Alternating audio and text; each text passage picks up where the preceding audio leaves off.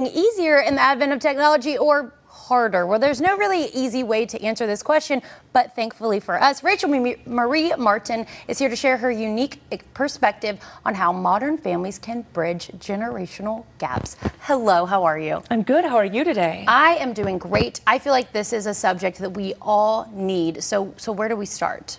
Well, I think that sometimes we look at parenting and generational gaps as like we should do it this way versus that way, versus recognizing that each generation has their own story and their own platform that they're coming from. Yeah, and I know a lot of us are very traditional and maybe follow what our parents have taught us. How do we go between learning what we're taught and the new way of parenting? Well, it's adapting. Like when we were being parented, I didn't think, wow, I'm going to learn what my parents are doing. Right. So it's really learning to understand where we are, learning our own foundation, and showing up the best way we can for our kids. Yeah, and honestly, now a lot of people parent as a partnership. Talk to me about your thoughts on that. Well, I think it's less like the partnership, but it's more like wanting to understand your child's perspective. It's no longer my way is the highway versus let me hear what your thoughts are.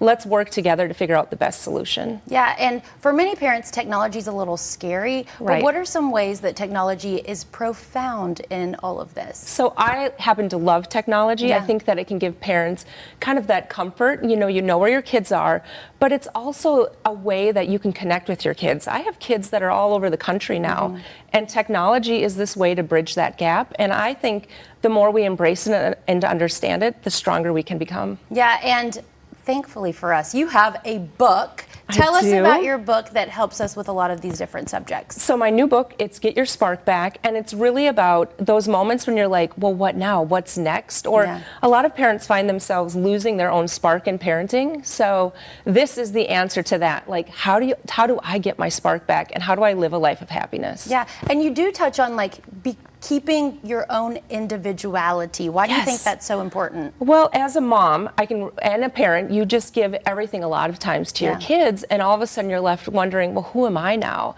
And the more that we can cultivate our own identity, the more we encourage our kids to go after their own dreams. Yeah, all right, I love this, and I want to find some joy myself. So if we want to find out more information, where should we go? You can go to my website, findingjoy.net, or you can find me on Facebook at Finding Joy Blog.